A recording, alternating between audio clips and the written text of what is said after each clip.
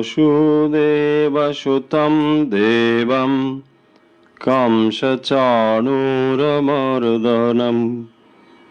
देवकी परमानन्दं कृष्णं वन्दे जगद्गुरुम्।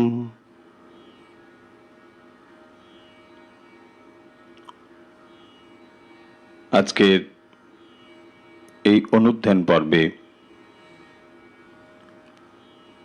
সবাইকে স্বাগত জানাচ্ছি। আশা করি আমাদের এই সরাসরি অনুধ্যান এবং অভ্যাস পর্বে আজও অন্য দিনের মতো আপনারা সমবেত হয়েছেন। আজকের আলোচনার বিষয় আপনারা নিশ্চয়ই জেনে গিয়েছেন। আজ শ্রীমদ্ ভগবদ গীতার ৬ষ্ঠ অধ্যায় নিয়ে আলোচনা করব আমরা। ৬ষ্ঠ অধ্যায়ের আলোচনা ইতিপূর্বে শুরু হয়েছে, সেই আলোচনাই আমরা এখন করছি। এই মুহূর্তে আমাদের সঙ্গে যারা যুক্ত হয়েছেন সবাইকে আন্তরিক শুভেচ্ছা জানাচ্ছি। যারা আজ প্রথম আমাদের সঙ্গে যুক্ত হয়েছেন তাদেরকেও স্বাগত জানাই। আপনারা জানেন বিগত প্রায় ১.৫ মাস ধরে আমরা নিয়মিতভাবে এই অনুষ্ঠানটি করছি। ঠাকুরমা স্বামীজির বিষয় এবং ভগবদ গীতা ইত্যাদি শাস্ত্রীয় বিষয়ে ওখানে আলোচনা হচ্ছে এবং পাশাপাশি খানিকটা সময় আমরা ধ্যান প্রাণায়াম ইত্যাদি অভ্যাস করে থাকি। নিত্যদিনের মতো আজকেও আমরা একই রকমভাবে কিছুটা সময় আলোচনা এবং তারপর ধ্যান প্রাণায়াম অভ্যাস করব। গতকাল আমরা ক্লাসে উপস্থিত থাকতে পারিনি। অনেকে জানিয়েছেন যে ওই সময়টা খুব মিস করেছেন ইত্যাদি, এবং আবার অনেকে জানিয়েছেন ওই সময় আপনারা নিজেরা অভ্যাস করেছেন। খুব ভালো লাগছে যে আপনারা এই সময়টি একটি অভ্যাসের ভেতরে পরিণত করতে পেরেছেন। সবাই এই সময়টির জন্য অপেক্ষা করে থাকেন। নিঃসন্দেহে এটি একটি ভালো দৃষ্টান্ত যে আপনারা সবাই এটিকে ভালোভাবে গ্রহণ করার চেষ্টা করছেন। অন্তরের অতৃপ্তি, অন্তরের প্রাপ্তির আকাঙ্ক্ষা যখন প্রবল হয় তখন মানুষ এই আধ্যাত্মিক জিনিসগুলোকে আরো অনেক বেশি করে ধরতে চায়।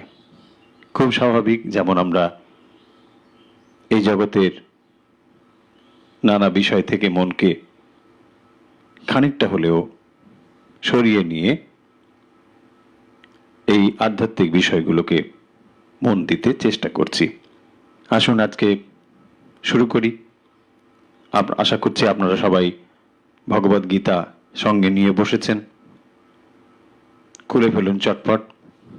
আমরা প্রথমে কি করে পাঠ করতে হয় ভগবদ গীতা সেই জিনিসটি বলবো।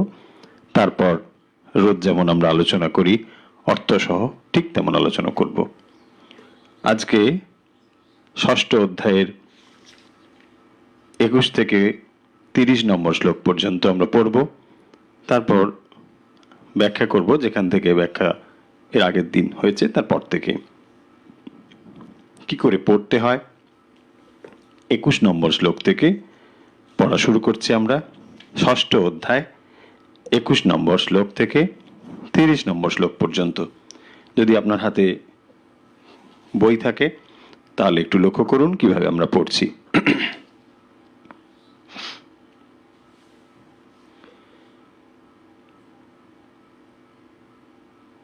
সুখমাত্যন্তিকম যাতাৎ বুদ্ধিগ্রাহ্যমতীন্দ্রিয়ম বেত্তি যত্র ন চৈবায়ম স্থিতশ্চলতি তত্ত্বতঃ।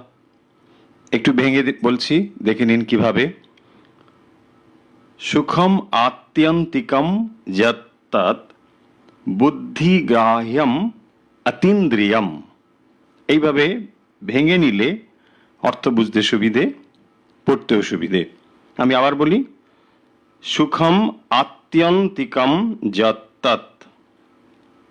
যৎ এবং তৎ যুক্ত হয়ে ওখানে যত্তৎ, তারপরে বুদ্ধি, যত্তৎ বুদ্ধি একসঙ্গে হয়েছে।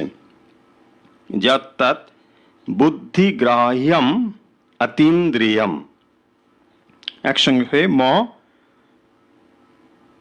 আর অ, মানে হসযুক্ত ম, তারপরে অ যুক্ত হয়ে ম হয়েছে।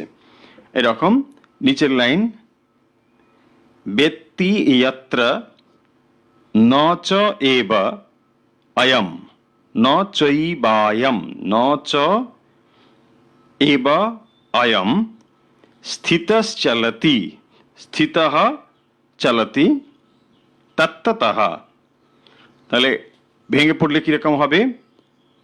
সুখমাত্যন্তিকম যত্তৎ বুদ্ধিগ্রাহ্যমতীন্দ্রিয়ম বেত্তি যত্র ন চৈবায়ম স্থিতশ্চলতি তত্ত্বতঃ। হয়েছে 22 নম্বর শ্লোক। ইয়ম লব্ধা চ পরম লাভম মন্যতে নাধিকম ততঃ যস্মিন স্থিতো ন দুঃখেন গুরুণাপি বিচাল্যতে। 22 নম্বর শ্লোকে দেখুন, ইয়ম লব্ধা চা পরম চ অপরম চা পরম লাভম মন্যতে নাধিকম ততঃ ন অধিকম ততঃ ইয়াসমিন স্থিতা স্থিতঃ বিসর্গ, তারপর ন আছে বলে ওকার হচ্ছে। ইয়াসমিন স্থিতা না দুঃখেন গুরুণাপি বিচাল্যতে। খুব সহজ। ইয়ম লব্ধা চা পরম লাভম মন্যতে নাধিকম ততঃ ইয়াসমিন স্থিতো ন দুঃখেন গুরুণাপি বিচাল্যতে। হয়েছে 23 নম্বর শ্লোক। তম বিদ্যা দুঃখ সংযোগ বিয়োগম যোগ সঙ্গীতম সা নিশ্চয়েন যোক্তব্যো যোগ নির্বিণ্ন চেতসা। 23 নম্বর শ্লোকে দেখুন, তম বিদ্যাৎ দুঃখ সংযোগ বিয়োগম যোগ সঙ্গীতম স নিশ্চয়েন যোক্তব্যঃ যোগঃ অনির্বিণ্ণ চেতসা। যোগ নির্বিণ্ণ চেতসা, এটিকে ভাঙলে হবে যোগঃ অনির্বিণ্ণ চেতসা। এখানে একটি লুপ্ত আকার রয়েছে, অর্ধেকটা বাংলায় যদি দেখেন অর্ধেকটা হকারের মতন, অবগ্রহ বলা হয় সংস্কৃতে। এটা হ নয়, অনেকে হ করে পড়েন, এটা হ নয়, লুপ্ত অকার। আসলে সন্ধির নিয়ম অনুযায়ী এখানে একটি অ ছিল, সেই অকারটি বোঝানোর জন্য ওখানে একটি লুপ্ত অকার ব্যবহার করা হয়। সন্ধিতে ভেঙে দিলে হবে যোগঃ অনির্বিণ্ণ চেতসা। অনির্বিণ্ণ চেতসা যোগঃ, যোগঃ যুক্ত অনির্বিণ্ণ চেতসা যোগো নির্বিণ্ণ চেতসা, যোগো নির্বিণ্ণ চেতসা। হয়েছে। তারপর 24 নম্বর শ্লোক দেখুন, সংকল্প প্রভবান কামান ত্যক্ত্বা সর্বান শেষতঃ मनसैवेन्द्रियग्रामं বিনিয়ম্য সমন্ততঃ। 24 নম্বর শ্লোকে দেখুন, সন্ধি একটু ভেঙে নিলে অর্থ বুঝতে সুবিধে হয়। সংকল্প প্রভবান কামান ত্যক্ত্বা সর্বান অশেষতঃ মনসা এব ইন্দ্রিয়গ্রামম, এটা হয়ে গেল মনসৈবেন্দ্রিয়গ্রামম। সন্ধি যুক্ত হয়ে এরকম হয়েছে, মনসা এব ইন্দ্রিয়গ্রামম বিনিয়ম্য সমন্ততঃ। এটিকে ভাঙলে এরকম হয়, আর সন্ধি যুক্ত করে পড়লে, ছন্দে সন্ধি যুক্ত করে পড়াটাই নিয়ম, তাই সন্ধিযুক্ত অবস্থাতেই পড়তে হবে। ছন্দের নিয়ম সন্ধি যুক্ত করে পড়া। সংকল্প প্রভবান কামান ত্যক্ত্বা সর্বান অশেষতঃ মনসৈবেন্দ্রিয়গ্রামম বিনিয়ম্য সমন্ততঃ। 25 নম্বর, শনৈ শনৈরূপমিতাৎ বুদ্ধ্যা ধৃতিগৃহীতয়া আত্মসংস্থং মনঃ কৃত্বা ন কিঞ্চিদপি চিন্তয়েৎ। 25 নম্বর, শনৈ শনৈ উপমেতাৎ উপরমেত বুদ্ধ্যা। শনৈ শনৈ উপরমেত বুদ্ধ্যা ধৃতি গৃহীতয়া। তাহলে কি হলো প্রথমটা? শনৈ শনৈ উপরমেত উপরমেত বুদ্ধ্যা। শনৈ শনৈ রূপমেত বুদ্ধ্যা, উপরমেত যুক্ত বুদ্ধ্যা, উপরমেত বুদ্ধ্যা ধৃতি গৃহীতয়া আত্মসংস্থম মনঃ কৃত্বা না কিঞ্চিত আপি চিন্তয়েৎ। এটিকে ভাঙলে এরকম, একসঙ্গে পড়লে শনৈ শনৈ রূপমেতাৎ বুদ্ধ্যা ধৃতি গৃহীতয়া আত্মসংস্থম মনঃ কৃত্বা না কিঞ্চিদপি চিন্তয়েৎ। 26 নম্বর, ইয়াতো ইয়াতো নিশ্চরতি মনশ্চঞ্চলমস্থিরম ততস্ততো নিয়ম্যেতৎ আত্মন্যেব বশং নয়েৎ। 26 নম্বরে দেখুন বলা হচ্ছে, ইয়াতা ইয়াতা নিশ্চরতি মনঃ চঞ্চলম অস্থিরম, মনঃ চঞ্চল অস্থিরম ততঃ ততঃ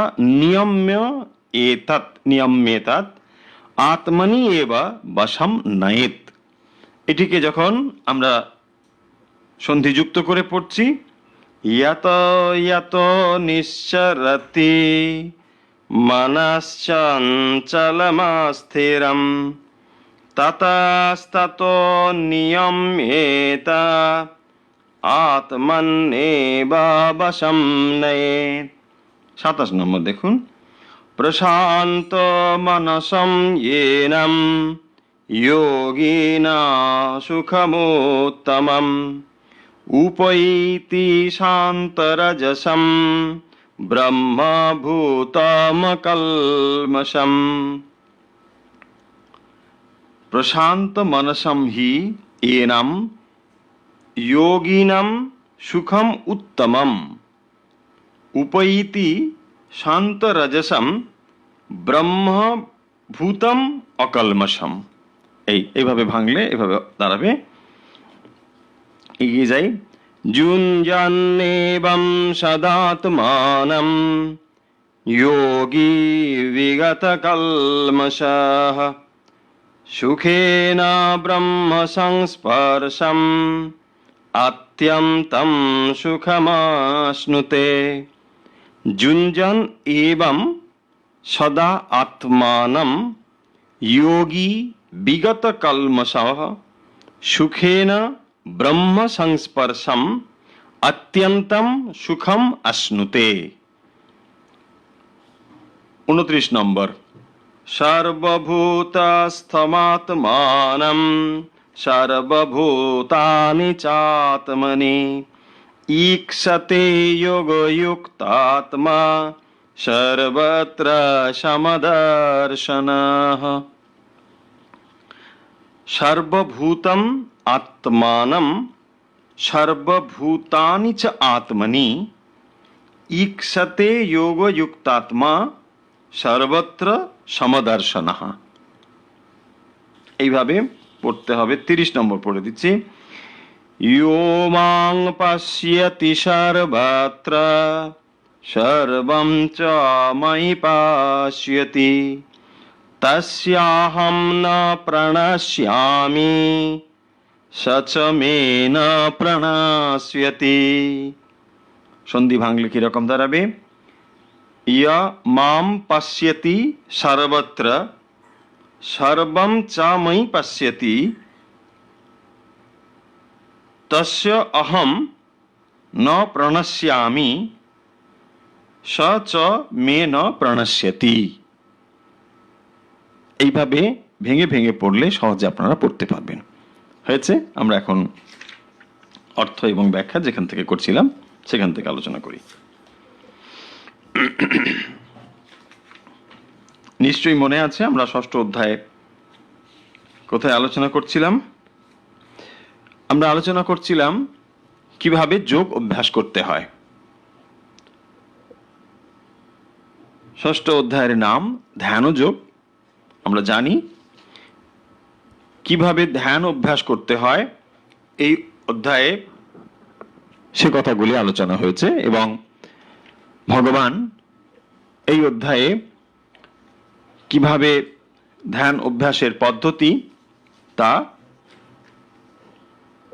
বিস্তারিতভাবে এখানে বলছেন। যেমন আমরা পড়েছি শুচৌ দেশে প্রতিষ্ঠাপ্য স্থির মাসনমাত্মনঃ ইত্যাদি, যেখানে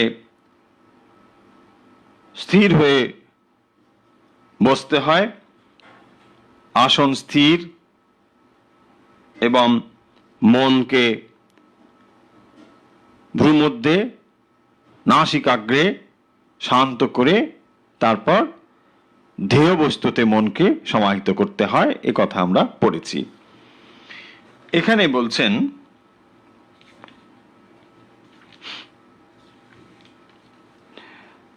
আমরা এর আগের দিন যে অংশ পড়েছি সেখানে যুক্তাহার বিহারস্য যুক্ত চেষ্টস্য কর্মসু যুক্ত স্বপ্ন অববোধস্য যোগ ভবতি দুঃখঃ। কিভাবে একজন যোগী প্রস্তুত হবেন সে কথাও বলেছেন, যে যোগী এবং সন্ন্যাসী এ দুটো যে সমার্থক এ কথাও এখানে বলা হয়েছে এই অধ্যায়ে। যিনি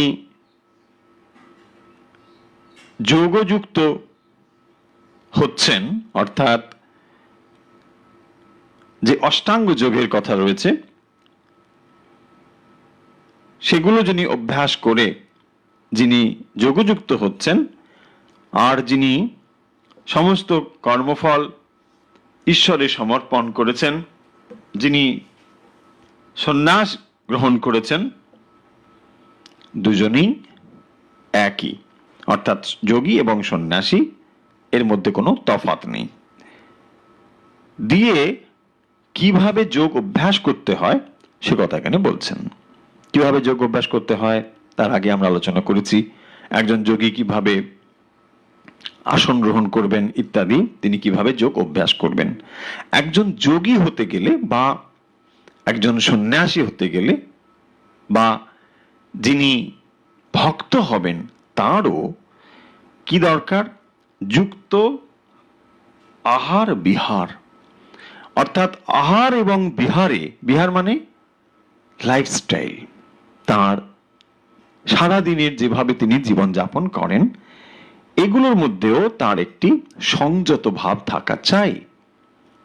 খুব অতিমাত্রায় তিনি আহার গ্রহণ করবেন না, তার জীবনযাত্রা যেন খুব অতিমাত্রায় চঞ্চল না হয়, এই জিনিসগুলো তাকে লক্ষ্য করতে হবে যিনি সত্যিকারের যোগী হতে চান।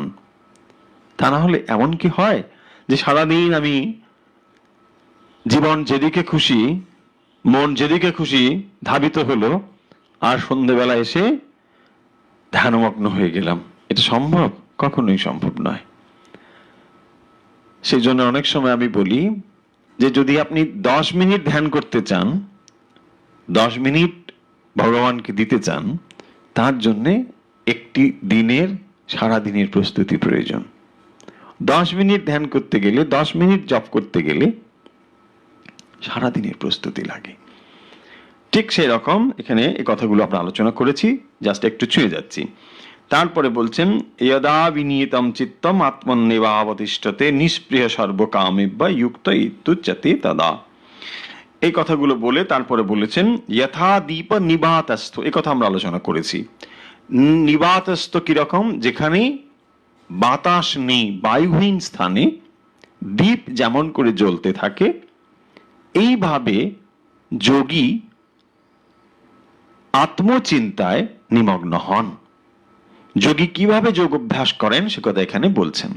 দেখুন, ভগবদ গীতা কেবলমাত্র আমাদেরকে তাত্ত্বিক জ্ঞান দিচ্ছেন না, পাশাপাশি কি করে এটিকে অর্জন করা যায়, আমরা কি করে সেই জ্ঞান লাভ করব, তার প্রায়োগিক দিকগুলো এখানে বলে দিচ্ছেন। তুমি এই করো, তাহলে এটি লাভ করবে।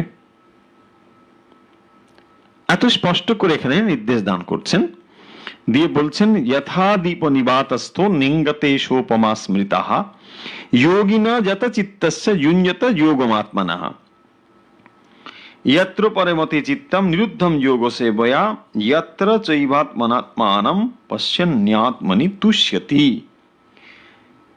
20 নম্বর শ্লোকে আমরা এই আলোচনাগুলো করেছি, খানিকটা আলোচনা হয়েছিল।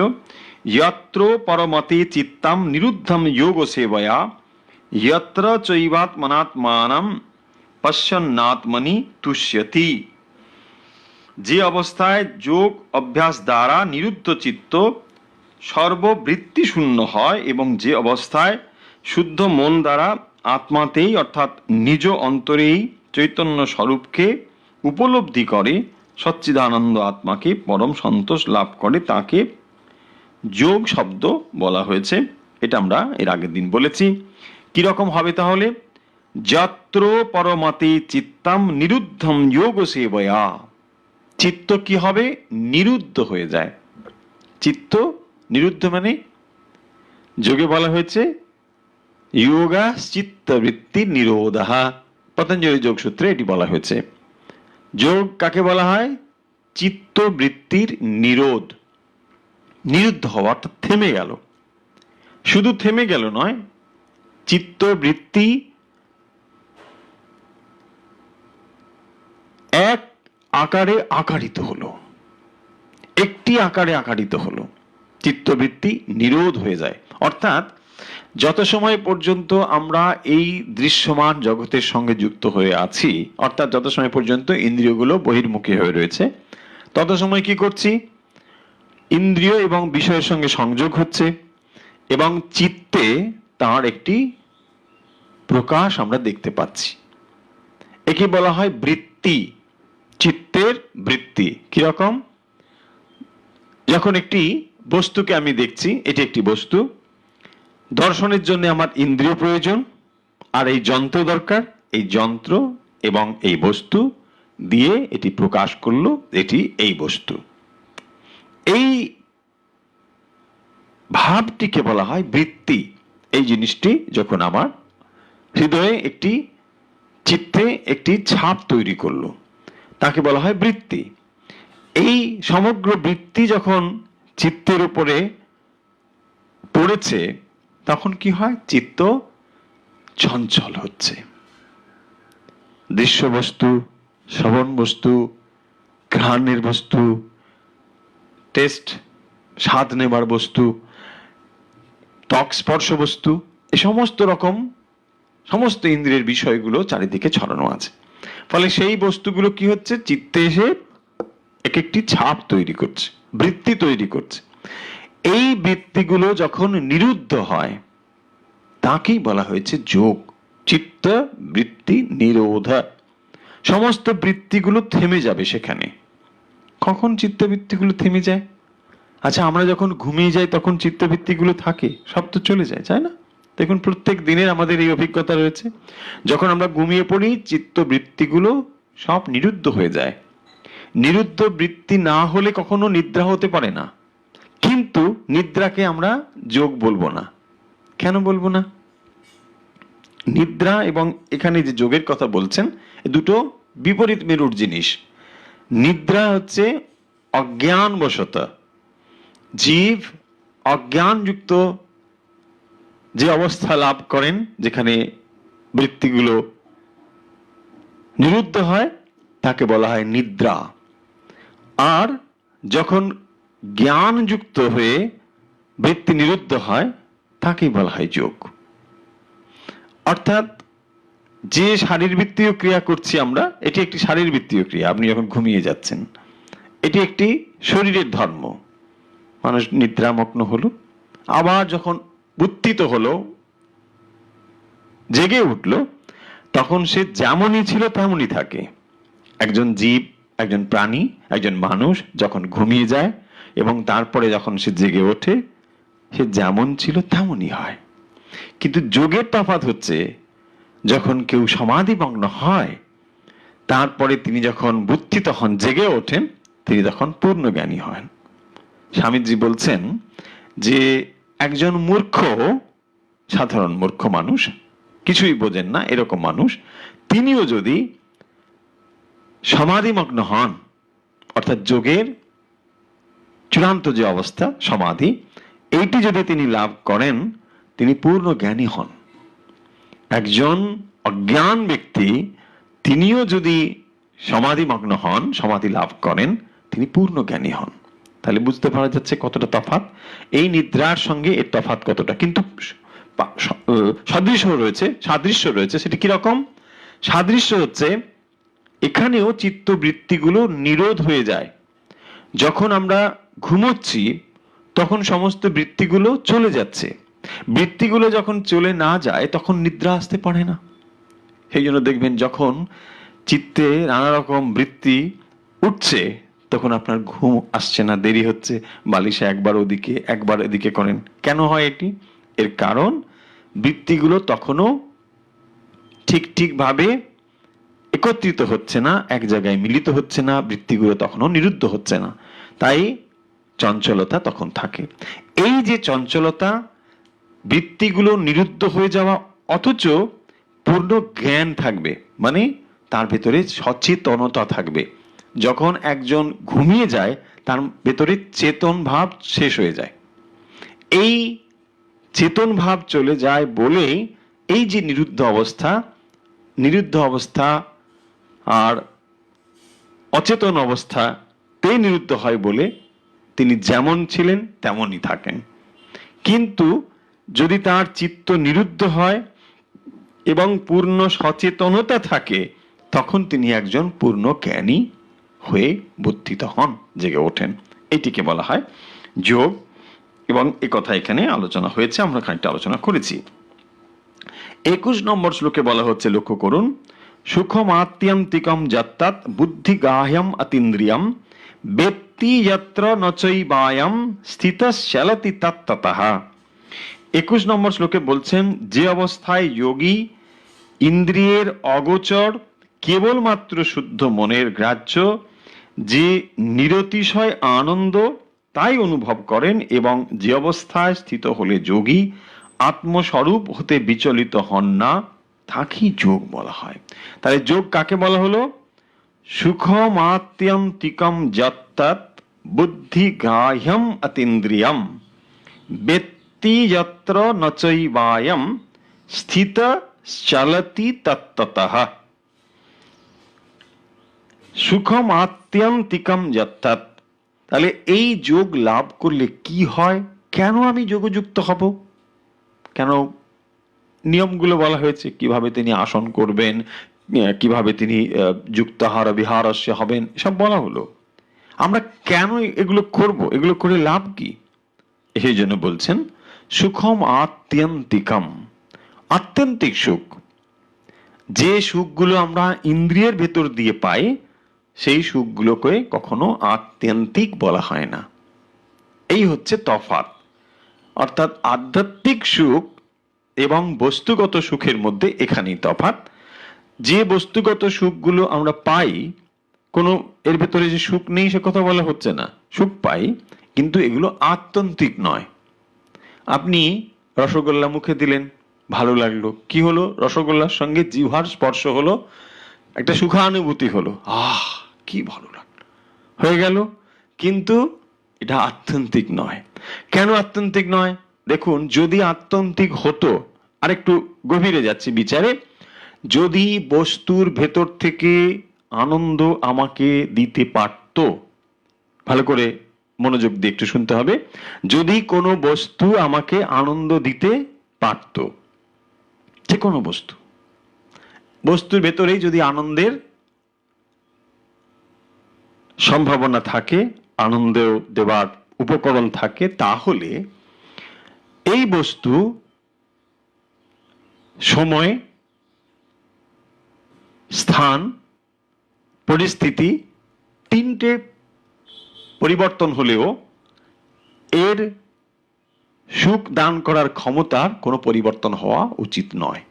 আমি আবার বলি, যদি এই বস্তুটির ভেতরে সুখ দেওয়ার কোনো ক্ষমতা থেকে থাকে, সেটি রসগোল্লাই হোক, সেটি যে কোনো জিনিসই হোক, যে বস্তুগুলো আমাকে সুখ দান করে, সেই বস্তুগুলো যদি সত্যি সুখ দেওয়ার ক্ষমতা থাকতো, তাহলে সময়, স্থান এবং পরিস্থিতি, এই তিনটি নির্বিশেষে বস্তুটি আমার কাছে সুখদায়ী হতো, কিন্তু তা হয় না।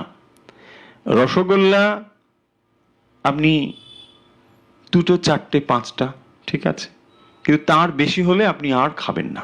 অবশ্য এখন তো আর অনেকে খাই না, এখন মানে মিষ্টি শোনা বারণ, মিষ্টি কথা বলাও বারণ। যাই হোক, মূল কথা হচ্ছে এই, যে যখন ওই বস্তু, ধরুন ওই রসগোল্লার উদাহরণই যদি ধরি, যদি অন্য সময় রাত 12টার সময় কেউ দেয়, আপনি বিরক্ত হবেন। হয়তো ধরে নিলাম আপনার খুব প্রিয় পছন্দের জিনিস, যে কোনো জিনিসই হোক, তাহলে আপনি সেটা নিতে পারছেন না। বা একদিন ধরুন আপনার মনটা ভালো নেই কোনো কারণে, সেদিন হয়তো খুব ভালো, আপনি খুব পছন্দ করেন, ভালো আইসক্রিমই ধরুন নিয়ে এলো, আপনি নেবেন? নেবেন না। কেন? কি প্রমাণ হলো এর দ্বারা?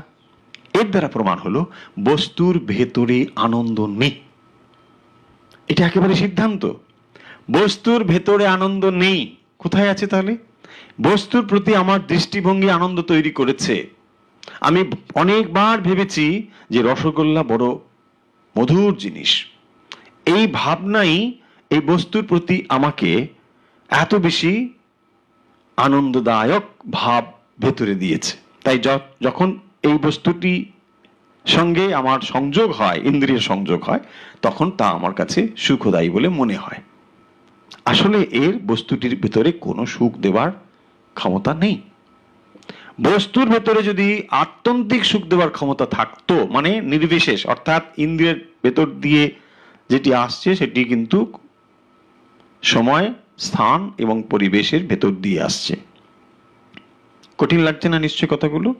তাহলে এই বস্তুগুলো, অর্থাৎ যে যে বস্তুগুলো ইন্দ্রিয়ের ভেতর দিয়ে আমাদের কাছে আসছে, সেগুলো কখনো আত্যন্তিক নয়।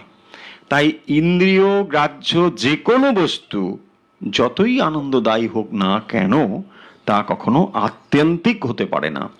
যোগ হচ্ছে আত্যন্তিক সুখপ্রাপ্তি বা চিরদিনের জন্য আনন্দ। সেই জন্য বলছেন সুখম আত্যন্তিকম যত্তৎ বুদ্ধি গাহ্যম অতীন্দ্রিয়ম ব্যক্তি যত্র চৈবায়ম স্থিতশ্চলতি তত্ত্বতঃ। তখন তিনি কি হন না? আত্মস্বরূপ থেকে বিচলিত হন না। স্বরূপ এবং রূপ, এ দুটো কথা বহুবার বলেছি, নিশ্চয়ই আপনাদের মনে আছে। আমরা বস্তুকে যখন দেখি তার রূপটা দেখি, স্বরূপটা দেখি না বা দেখতে পারি না। যোগ হচ্ছে বস্তুর স্বরূপ দর্শন করায়। বস্তুটিকে কেবল বাইরে থেকে দেখে না, তার ভেতরে দেখে। যে কোনো বস্তু, এই জগতের যত বস্তু আমরা দেখছি, যত সময় পর্যন্ত তার রূপটিকে দেখছি তত সময় পর্যন্ত আমরা তাকে ভুল দেখছি। যোগ বস্তুর স্বরূপ দর্শন করায়, অর্থাৎ স্বরূপ মানে তার সত্যকারের রূপ। এই বস্তুটি কি, সত্যিকারের কি, সেইটি জানা সম্ভব হয় একমাত্র যোগযুক্ত হলে। যত সময় পর্যন্ত আমরা যোগযুক্ত না হতে পারছি তত সময় আমরা বুঝতে পারি না। তাই আমরা কি দেখছি, আমরা নিজেদেরকে ভাবছি একটি শরীর, একটি মাংসপিণ্ড, তাকে আমরা ভাবছি আমি। দেখুন, এটাই আমাদের বোধ তৈরি হয়েছে, কারণ কখনো শরীরের সঙ্গে, কখনো মনের সঙ্গে, কখনো বুদ্ধির সঙ্গে নিজেকে যুক্ত করে আমি ভাবছি। এই যে এটি আমি নয়, সত্যিকারের আমি নয়, এটি আমার রূপ, বাইরে একটা ফর্ম, একটা কাঠামো, কিন্তু এই কাঠামোর ভেতরে একটি স্বরূপ রয়েছে। সেই স্বরূপটি জানা যায় একমাত্র যোগের দ্বারাই। সেই কথা এখানে বলছেন যে যোগযুক্ত হলে কি হয়, এবং এই অবস্থা হচ্ছে আত্যন্তিক সুখ। মানে যে সুখটি কখনো কোনো ব্যক্তি, কখনো কোনো পরিস্থিতি বা কালের দ্বারা বিচ্ছিন্ন হবে না, চিরকাল এই সুখটি থাকবে। সেই জন্য বলা হয়েছে। তারপরে দেখুন 22 নম্বর শ্লোকে আবার বলছেন একই ভাব, আবার একটু গভীর করে বলা হচ্ছে, ইয়ম লব্ধা চা পরম লাভম মন্যতে নাধিকম ততঃ यस्मिन् स्थितो न दुःखेन गुरुणापि विचाल्यते। 22 নম্বর শ্লোকে বলছেন ইয়ম লব্ধা চা পরম লাভম, মানে যে অবস্থা যোগী পুরুষ অন্য কোনো প্রাপ্তিকেই তার চাইতে অধিক আনন্দদায়ক মনে করেন না। যম লব্ধা চা পরম লাভং মন্যতে নাধিকম ততঃ, মানে এর থেকে যে আর বেশি কিছু হতে পারে এটা তিনি মনে করেন না। ইয়াসমিন স্থিতা না দুঃখে না গুরু নাপি বিচাল্যতে, আমরা জাগতিক যত কিছু পাই না কেন দেখবেন তারপরেও আপনার প্রাপ্তির আকাঙ্ক্ষা থেকে যায়। আপনি ধরুন অনেক ধন লাভ করেছেন, অনেক যশ লাভ করেছেন, তথাপি আপনার ভেতরে ধারণা থাকতে পারবে যে না, আমি আরো একটু পেতে চাই। অনেক অর্থ, না আরো একটু অর্থ চাই। এই নাম, রূপ, খ্যাতি, প্রতিপত্তি, এই যত জাগতিক বিষয়, এগুলো সমস্ত কিন্তু তারপরেও প্রাপ্তির আকাঙ্ক্ষা থেকে যায়। কিন্তু এখানে কি বলছেন, জম লব্ধা, যেটি লাভ করলে, অর্থাৎ এই আত্মস্বরূপ লাভ করলে, চা পরম লাভম চ অপরম লাভম মান্যতে নাধিকম ততঃ, তার মানে আপনি কমপ্লিট হয়ে যান, আপনি সম্পূর্ণভাবে স্যাটিসফাইড। এমন একটি অবস্থা আপনি লাভ করেন যার পরে আপনার আর কোনো প্রাপ্তির আকাঙ্ক্ষা থাকে না। এই প্রাপ্তি যেহেতু কোনো জাগতিক প্রাপ্তি নয়, তাই তার কাছে সম্পূর্ণ তিনি পূর্ণ এটি অনুভব করেন। যম লব্ধা চা পরম লাভং মন্যতে নাধিকম ততঃ, এরপরে আর কিছু তার আকাঙ্ক্ষা থাকে না, তিনি পূর্ণ হয়ে যান। ইয়াসমিন স্থিতা না দুঃখে না গুরুণাপি বিচাল্যতে, তারপরে বলছেন যে এই অবস্থায় যখন তিনি প্রতিষ্ঠিত হন, মহা দুঃখ তাকে বিচলিত করতে পারে না। এইটি হচ্ছে যোগাবস্থা। বলছেন গুরুণাপি দুঃখে না বিচাল্যতে। গুরুণাপি কথার অর্থ হচ্ছে অত্যন্ত দুঃখ, গভীর দুঃখ, তাও কিন্তু তাকে বিচলিত করতে পারে না। গভীর দুঃখ কখন তাকে বিচলিত করতে পারে না? যখন আমরা এমন একটা জিনিস পাই যা এই সমস্ত জিনিসগুলোকে তুলছে। কেউ এসে বলল, ইস আপনার এত টাকা ক্ষতি হয়েছে, খুব সামান্য একটা অর্থ হয়তো বললো যে আপনার এই অর্থ আপনি চলো, ওটা কোনো ব্যাপারই নয়, তাই না? কেন এটা হবে? যখন আপনি বোঝেন যে আমার অনেকটাই আছে, সামান্য একটু কোথাও কিছু হয়েছে, আরে ঠিক আছে চলো, এটা নিয়ে আমি এত বিচলিত হব না। ঠিক একই রকম ভাবে যখন তার প্রাপ্তি অনেকটাই, এবং তিনি বুঝেছেন শুধু অনেকটা নয়, সম্পূর্ণ, তিনি নিজেকে পূর্ণ মনে করছেন, তিনি প্রাপ্তির আশাও তার নেই, অর্থাৎ তিনি জাগতিকভাবে আর কোনো কিছু পেতে চান না, তার ভেতরে জ্ঞানেরও আর কোনো আকাঙ্ক্ষা নেই, কারণ তিনি সম্পূর্ণ পূর্ণ হয়েছেন। যখন তার ভেতরে সম্পূর্ণ পূর্ণতা, নিজেকে তিনি সম্পূর্ণ বলে মনে করছেন, একেবারেই তৃপ্ত যখন হয়েছেন, তখন তিনি গভীর দুঃখতেও বিচলিত হন না, এ কথা বলছেন। তার মানে স্থিতি। ভগবদ গীতায় আমরা তিনটে জিনিস খুব সুন্দরভাবে দেখতে পাই। একটি হচ্ছে পরিস্থিতি, একটি হচ্ছে মনস্থিতি, আর একটি হচ্ছে আত্মস্থিতি। যদি পারেন তিনটে শব্দ একবার বলে ফেলুন। একটিকে বলা হয় পরিস্থিতি, আমার সঙ্গে বলুন, পরিস্থিতি, মনস্থিতি, আত্মস্থিতি। আশা করছি আপনারা সবাই একসঙ্গে বলেছেন। পরিস্থিতি, মনস্থিতি, আত্মস্থিতি। কি হয়? যে অবস্থাতে আমরা আছি এটা হচ্ছে পরিস্থিতি। তারপরে মন যে অবস্থা কে বিচার করে দেখলো তাকে বলা হয় মনোস্থিতি। এর পরেও রয়েছে আত্মস্থিতি। অর্জুন যখন যুদ্ধক্ষেত্রে, আমরা তো যুদ্ধক্ষেত্রে এটি চর্চা হচ্ছে, আলোচনা হচ্ছে, অর্জুন যুদ্ধক্ষেত্রে যুদ্ধ করবেন না ঠিক করেছেন, আর ভগবান উপদেশ দান করছেন যে যখন তিনি ওই পরিস্থিতির ভেতরে রয়েছেন তখন তার মনোস্থিতি কি ছিল? যুদ্ধ করবে না। কেন যুদ্ধ করবে না? অর্জুন ভয় পেয়েছে? না, ভয় পায়নি। অর্জুন যোদ্ধা এবং তার অনেক ইতিহাস রয়েছে এরকম যুদ্ধ জয় করবার। এই যুদ্ধ তার কাছে খুব কঠিন একটা ব্যাপার তা নয়। সাধারণ মানুষ হলে যুদ্ধ দেখে ভয় পেয়ে যায়, তাই না? আমরা যদি মনে করি ডাক্তারবাবু ওটিতে ওখানে গিয়ে এরকম কাটে রক্ত দেখে আমরা সাধারণ মানুষ ভয় পেয়ে যাবো, কি করছেন। কিন্তু তিনি অনেকবার এরকম অনেক মানুষকে যিনি কেটেছেন, তার কাছে কাটা কোনো ব্যাপারই নয়। অর্জুন এরকম একজন মানুষ যিনি যুদ্ধক্ষেত্রে উপনীত হয়েছেন। তার সমস্যা কোথায় ছিল? মানুষকে হত্যা করাও তার সমস্যা ছিল না। এরকম অনেক মানুষকে তিনি হত্যা করেছেন। এখানে তার ভয় হচ্ছে আমার গুরু। এখানে গুরুজনকে হত্যা করা তার নিজের এই সমস্যা তার হয়েছিল। তাই পরিস্থিতি, মনস্থিতি এবং ভগবান তাকে যে দান করছেন সেটি হচ্ছে আত্মস্থিতি। এই আত্মস্থিতি লাভ করলে কি হয়? গুরু নাভি বিচাল্যতে, তখন তার আর এই গভীর দুঃখ থেকে তিনি আর কোনোভাবেই বিচলিত হন না, হওয়া তার পক্ষে আর সম্ভব হয় না। তারপরে বলছেন 23 নম্বর শ্লোকে আমরা দেখি, তং বিদ্যা দুঃখ সংযোগ বিয়োগম যোগ সংগীতম সা নিশ্চয়েন যোক্তব্য যোগ অনির্বিন্ন চেতসা। 23 নম্বর শ্লোক দেখুন। 23 নম্বর শ্লোকে বলছেন, তম বিদ্যা দুঃখ সংযোগ বিয়োগম যোগ সংগীতম স নিশ্চয়েন যোক্তব্য যোগ অনির্বিন্ন চেতসা।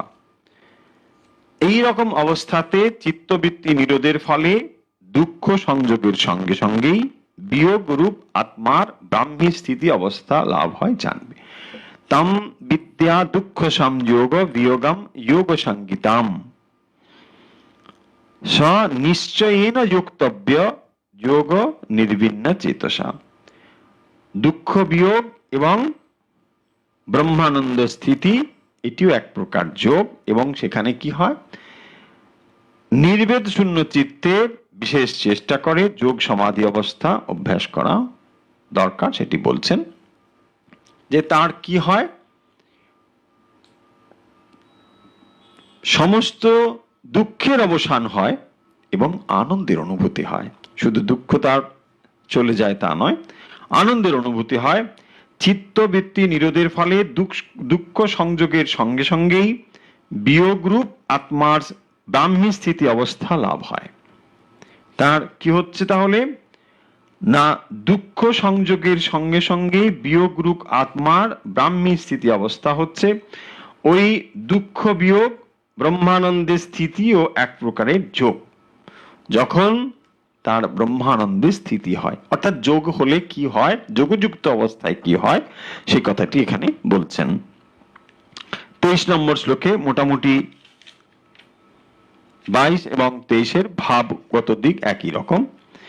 সংকল্প প্রভবান কামাম ত্যক্ত্বা সর্বান শেষতঃ মনসৈবেন্দ্রিয় গ্রামং বিনিয়ম্য সমন্ততঃ।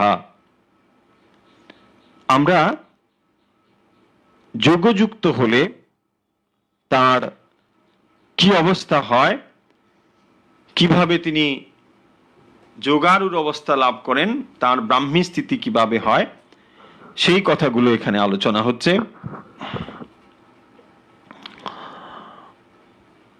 বলছেন যে এই অবস্থায় তার কি হয়, চিত্তবৃত্তি নিরোধ হয় এবং এর ফলে দুঃখ সংযোগের সঙ্গে সঙ্গে বিয়োগ রূপ আত্মার ব্রাহ্মী স্থিতি হয়। 24 নম্বর শ্লোকে বলছেন সংকল্পর প্রভবান কামাং ত্যক্ত্বা সর্বান শেষতঃ মনসৈবেন্দ্রিয় গ্রামং বিনিয়ম্য সমন্ততঃ। পূর্ব সংকল্পজাত কামনা বাসনা নিঃশেষে ত্যাগ করে বিবেক সম্পন্ন মন দ্বারা চক্ষুরাদি ইন্দ্রিয় গ্রামকে তত্তৎ বিষয় থেকে নিবৃত্ত করে ধৈর্যযুক্ত বুদ্ধি দ্বারা মনকে ধীরে ধীরে নিযুক্ত করবে। এই পরের যেমন শ্লোকে 25 নম্বর শ্লোকে বলেছেন শনৈ শনৈ রূপমেতাৎ বুদ্ধ্যাধীতে গৃহীতয়া। শনৈ শনৈ রূপমেতাৎ বুদ্ধ্যাধীতে গৃহীতয়া আত্মসংস্থং মনঃ কৃত্বা ন কিঞ্চিৎ অপি চিন্তয়েৎ। 25 নম্বর শ্লোকে 24 এবং 25 একসঙ্গে শনৈ শনৈ রূপমেতাৎ বুদ্ধ্যাধীতে গৃহীতয়া আত্মসংস্থং মনঃ কৃত্বা ন কিঞ্চিৎ অপি চিন্তয়েৎ। তিনি কি অবস্থা লাভ করেন না, ধীরে ধীরে নিরুদ্ধ করবে মনকে, আত্মধ্যানে নিবিষ্ট করে ব্রহ্ম ভাবনা ছাড়া অন্য কোনো ভাবনা তার আর থাকে না, চিন্তা করবে না, অর্থাৎ একমাত্র আত্মধ্যানে সমাহিত হয়ে যাবে। কি করে এই অবস্থাটি লাভ করা সম্ভব বা যায় সেটি এখানে বলছেন। সংকল্প প্রভবান কামাং ত্যক্ত্বা সর্বান অশেষতঃ, অর্থাৎ মনকে নিরুদ্ধ করা, বিষয় থেকে মনকে প্রত্যাহিত করে যখন চিত্তে সমাহিত চিত্ত মনসৈবেন্দ্রিয় গ্রামং বিনিয়ম্য সমন্ততঃ, সমস্ত ইন্দ্রিয় থেকে মনকে তুলে নিয়ে এসে শনৈ শনৈ মানে ধীরে ধীরে নিরুদ্ধ বুদ্ধ্যা ধৃতি গৃহীতয়া। 25 নম্বর শ্লোকে বলছেন যে ধীরে ধীরে নিরুদ্ধ করা, অর্থাৎ যে কথা একটু আগেই বলা হলো, এবং এই সংযত মনকে আত্মধ্যানে নিবিষ্ট করে ব্রহ্ম ভাবনা ছাড়া যে আত্মসংস্থং মনঃ কৃত্বা ন কিঞ্চিৎ অপি চিন্তয়েৎ, অন্য আর কোনো চিন্তা সেখানে থাকবে না, থাকা উচিত নয়, তবেই এটি যোগযুক্ত হওয়া। অর্থাৎ কি বিষয় এখানে বলা হলো, আমরা আলোচনা যদি একসঙ্গে করে নিই, আজকে যে কথাগুলো আলোচনা করলাম, যে কয়েকটি শ্লোক আজকে মোটামুটি বলা হলো কি করে যোগযুক্ত হওয়া হয়, যোগযুক্ত কিভাবে সে কথা আগে বলা হয়েছে। এখন বলা হচ্ছে যে এই যোগযুক্ত হলে কি লাভ হয়, কিভাবে সেটি ওই অবস্থা লাভ করা যায় সে কথা বললেন। এবং এই যোগযুক্ত হলে আসলে কি হয় বলছেন, এইভাবে যোগযুক্ত হলে কি হয়, আমরা আত্যন্তিক সুখপ্রাপ্তি, দুঃখ চিরদিনের জন্য চলে যায় এবং সুখপ্রাপ্তি হয়। সেই সুখপ্রাপ্তি কিরকম, আনন্দ, চিরদিনের জন্য আনন্দ হয়। একেই বলা হয় আত্মসংস্থ হওয়া। কি করে সেই অবস্থা লাভ করা যায়, মন সততই বহির্মুখী, মন সততই বাইরের দিকে, কি করে না ইন্দ্রিয় এবং তার বিষয়গুলো মনকে বাইরের দিকে নিয়ে যায়। এই মনকে ধীরে ধীরে শনৈ শনৈ অভ্যাসের দ্বারা বিষয় থেকে মনকে গুটিয়ে নিয়ে এসে আত্মসংস্থ করা। সেই জন্য উপনিষদ বলছেন আবৃত চক্ষুঃ কঠোপনিষদে বলা হয়েছে আবৃত চক্ষুঃ, বলছেন পরাঞ্চিখানি বত্রনাথ স্বয়ম্ভু, বলছেন আমাদের সমস্ত ইন্দ্রিয়গুলো যেন বহির্মুখী করে করা হয়েছে। এটি যেন মানুষের প্রতি বিধাতার একরকম অবিচার বলতে পারেন। কিরকম না, সমস্ত ইন্দ্রিয়গুলো বহির্মুখী হয়ে রয়েছে। আমরা সমস্ত বাইরের জিনিসকে দেখতে পাচ্ছি, চোখ বাইরের বস্তু দেখছে, কান বাইরের শব্দ শুনতে পায়, এইভাবেই সমস্ত ইন্দ্রিয়গুলো বহির্মুখী করা রয়েছে। এই বহির্মুখী ইন্দ্রিয়গুলোকে প্রত্যাহৃত করা, ফিরিয়ে নিয়ে আসা, কি করে সেটি সম্ভব? আবৃত চক্ষুঃ, তাহলে চোখকে বলো চোখ বাইরের জিনিস নয়, দেখো ভেতরের জিনিস। কানকে বলো কান বাইরের শ্রবণ বস্তু নয়, ভেতরে রয়েছে। এই রকম করে প্রত্যেকটি ইন্দ্রিয়কে যদি বাইরে থেকে তাকে ভেতরের দিকে আমরা চালিত করি, অর্থাৎ নিরুদ্ধ করি, তখন কি হয় না, চিত্তের ওপরে যে চঞ্চলতা, চিত্তের ওপরে চঞ্চলতাকে কি বলা হয়? বৃত্তি, একটু আগে বলা হয়েছে। এই বৃত্তিগুলো তখন কি হয়? স্থির হয়ে যায়। যোগাস চিত্ত বৃত্তি নিরোধা, তখন বৃত্তিগুলো যখন নিরুদ্ধ হয়, স্থির হয়ে যায়, ওই অবস্থায় কি হয়? আত্মা অনুভূত হয়, অর্থাৎ আত্মস্বরূপের অনুভব হয়। যখন সমস্ত বস্তুগুলো চিত্ত থেকে তার বৃত্তিগুলো নিরুদ্ধ হয় এবং আত্মসংস্থ হয়, তখন কি হয়? আত্যন্তিক দুঃখ নিবৃত্তি এবং আত্যন্তিক সুখ প্রাপ্তি, চিরসুখ প্রাপ্তি তখনই কেবলমাত্র সম্ভব। তাহলে যে জাগতিক সুখগুলো আমরা লাভ করি, সেই সুখগুলো ইন্দ্রিয়ের ভেতর দিয়ে আসে। ইন্দ্রিয়ের ভেতর দিয়ে যে সুখগুলো আসছে, সেই সুখগুলো কখনো চিরস্থায়ী হতে পারে না। যোগ হচ্ছে এইরকম একটি জিনিস বা এরকম একটি পদ্ধতি, যার ভেতরে ইন্দ্রিয়গুলো, বহির্মুখী ইন্দ্রিয়গুলো যার যার বিষয়গুলোর দিকে সে ধাবিত হয়, সেখান থেকে প্রত্যাহৃত করে একটি বিষয়ে স্থির করা বা সমাহিত করা, ঐকতান হয়। কিন্তু যখন আপনি কোনো একটি নির্দিষ্ট বাজনা শুনতে চান, তখন আপনাকে ঠিকভাবে কানটা ঠিক ওই জায়গায় মন স্থির করে শুনতে হয়, তবেই আপনি শুনতে পাবেন।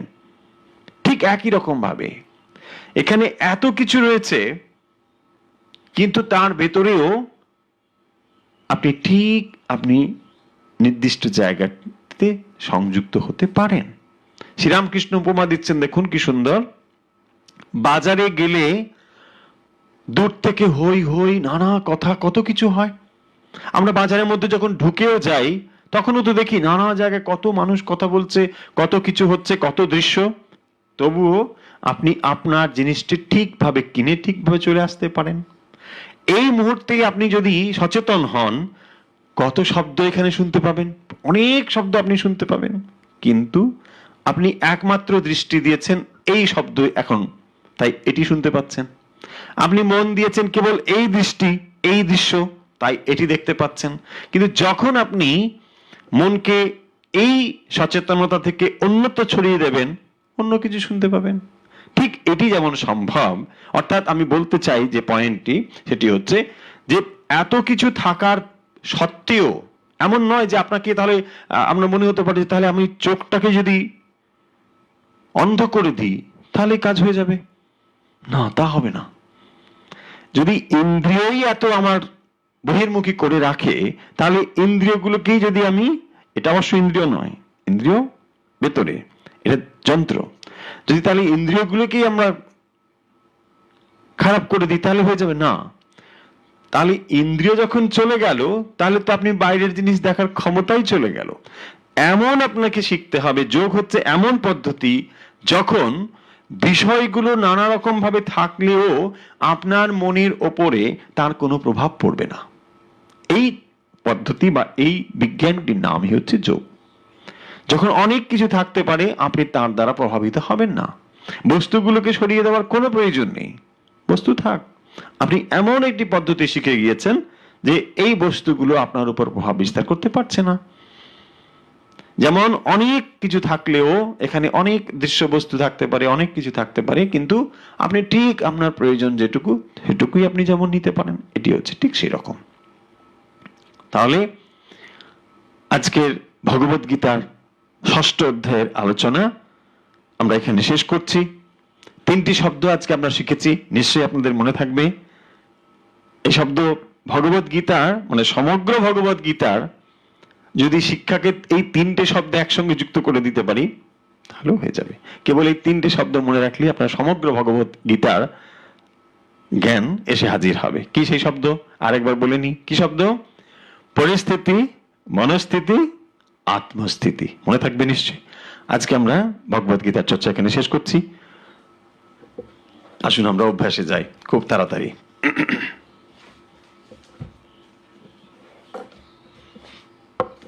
গতকাল আমাদের অভ্যাস হয়নি, আজকে আমরা তাড়াতাড়ি অভ্যাস শুরু করব।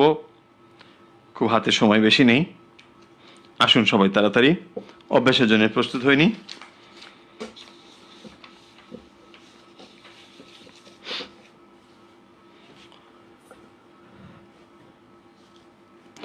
সোজা হয়ে বসেছেন নিশ্চয়ই, মেরুদণ্ড সোজা। যে যেমন আসন পছন্দ করেন বসে নিন। যদি আপনার পদ্মাসন পছন্দের পদ্মাসন করতে বসতে পারেন। সুখাসন, বিছানায় যদি এমনি বসতে অসুবিধা হয় তাই করুন, কোনো অসুবিধা নেই। ঠিক আছে, মেরুদণ্ড সোজা। আপনি অভ্যাসের জন্য প্রস্তুত আশা করি। শুরু করি। আচ্ছা, আমরা অনেকদিন ধরে অভ্যাস করছি, এখন আজকে নতুন একটি পদ্ধতি আপনাদেরকে দেখাচ্ছি, দেখে নিন, একটু লক্ষ্য করুন কিভাবে করছি। আমরা শুরু করেছিলাম কিভাবে, এইভাবে বাম দিক থেকে নিয়ে ডান দিকে ছাড়া, এটা আমরা শুরু করেছিলাম, তাই তো? আজকে একটি নতুন পদ্ধতি আমরা দেখাচ্ছি কিভাবে করছি, লক্ষ্য করুন। এইভাবেই করব, অর্থাৎ এই বাম দিকে শ্বাস নিচ্ছি, বাম দিকেই ছাড়ছি। কি রকম করে দেখুন, শুধু নেওয়ার দিকে না করে ছাড়ার দিকেই শুধু দৃষ্টি দিন। কিভাবে আমি এটা বোঝানোর জন্য শব্দ শুধু করছি, আপনাদের শব্দ করার কোনো প্রয়োজন নেই, খুব ধীরে ধীরে করবেন। অনেকেই দেখেছি বড্ড শব্দ টব্দ করে প্রাণায়াম করতে, কোথাও দেখেছি আমি, এরকম করবেন না, এটি ঠিক নয়।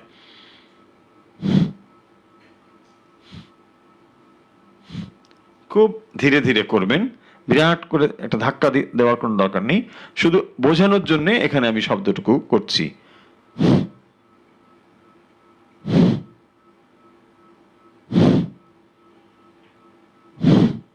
ধীরে ধীরে হয়েছে, এটা করুন। শুধু ডান দিকটাকে চেপে দিন, বাম নাক দিয়ে শ্বাস ধীরে ধীরে ছাড়ুন, শুধু একটু জোর দিয়ে ছাড়ুন, এইটুকু কাজ করুন। 10 বার করুন।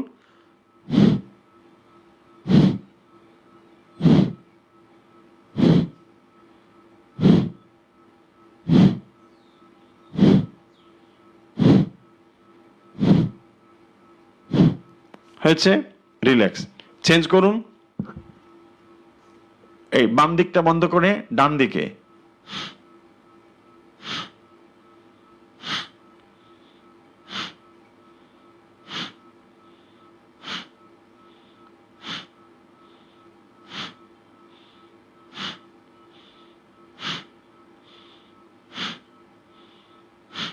হয়েছে আশা করি।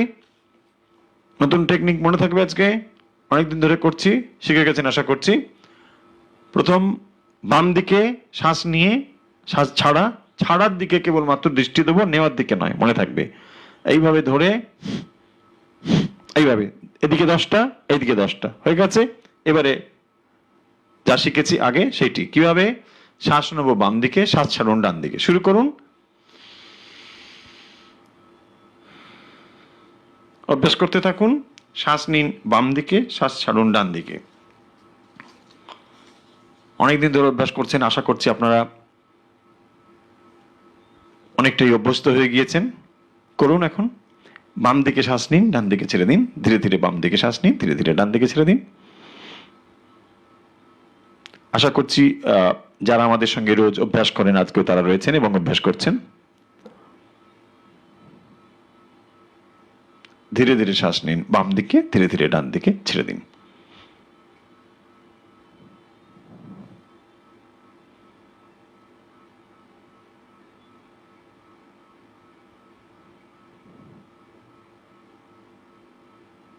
শ্বাস নিন বাম দিকে, ডান দিকে ছেড়ে দিন।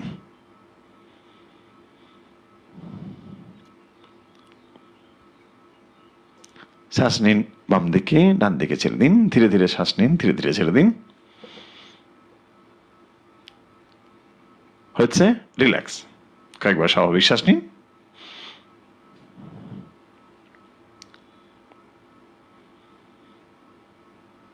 হয়েছে। এবারে ডান দিকে নিয়ে বাম দিকে ছাড়বো। শুরু করুন। ডান দিকে শ্বাস নিন ধীরে ধীরে, বাম দিকে ছেড়ে দিন। শ্বাস নিন ডান দিকে, শ্বাস ছাড়ুন বাম দিকে। নিশ্চয়ই অভ্যাস করছেন সবাই, করুন। মাত্র 10 মিনিট সময় দিন সকালে, 10 মিনিট সময় দিন সন্ধ্যে বা বিকেলে। দেখবেন আপনি অনেক অনেক সুস্থ এবং অনেক অনেক মানসিকভাবে শান্ত থাকবেন, সুন্দর থাকবেন। শ্বাস নিন ডান দিকে, শ্বাস ছাড়ুন বাম দিকে। ধীরে ধীরে শ্বাস নিন, ধীরে ধীরে ছাড়ুন।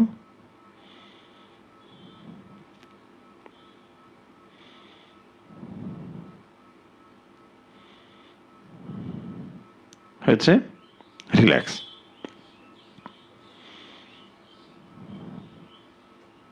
এবার আমরা যে প্রাণায়াম করি আপনাদের নিশ্চয়ই জানা আছে। নাক দিয়ে শ্বাস নেব, মুখ দিয়ে শ্বাস ছাড়বো। শুরু করুন। নাক দিয়ে শ্বাস নিয়ে নিন, নিয়ে মুখ দিয়ে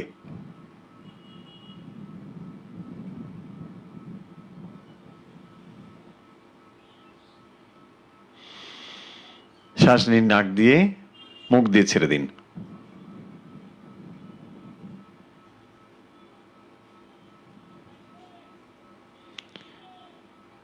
নাক দিয়ে শ্বাস নিন, মুখ দিয়ে ছেড়ে দিন ধীরে ধীরে।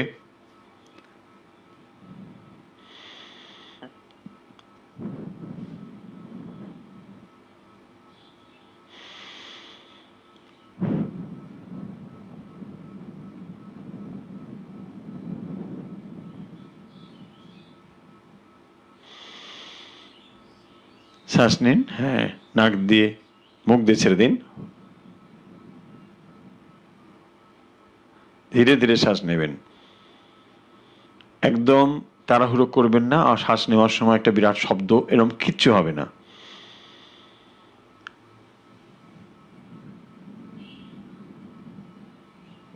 খুব ধীরে ধীরে শ্বাস ছাড়বেন, যখন ছাড়বেন শব্দ হবে না।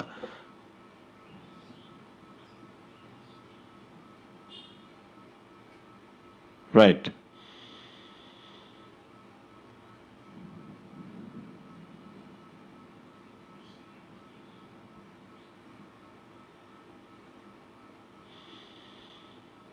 ধীরে ধীরে দুটো নাক দিয়ে শ্বাস নেবেন, ধীরে ধীরে মুখ দিয়ে ছেড়ে দেবেন।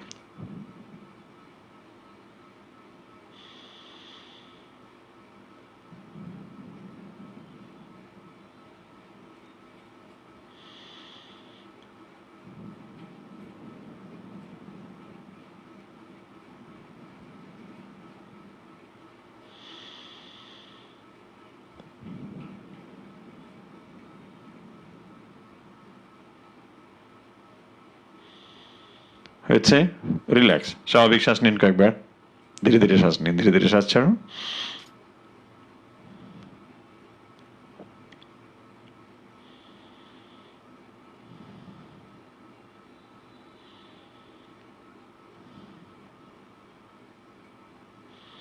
এবারে আমরা যা করছি, 4-4 শ্বাস নেবো 4 গুনতে গুনতে, শ্বাস ছাড়বো 4 গুনতে গুনতে। নাকেই শ্বাস নেবো, মুখ বন্ধ থাকবে। নাক দিয়ে শ্বাস নেবো, নাক দিয়ে শ্বাস ছাড়বো।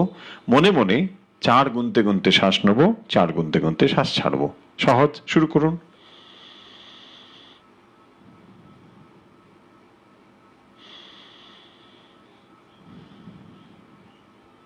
সোজা হয়ে মেরুদণ্ড সোজা, চোখ বন্ধ, শ্বাস মনে মনে 4 বার গুনতে গুনতে নিন। 1 2 3 4, 1 2 3 4, 1 2 3 4, 1 2 3 4, এইভাবে 4 গুনতে গুনতে নিন মনে মনে, 4 গুনতে গুনতে নিন, ছেড়ে দিন।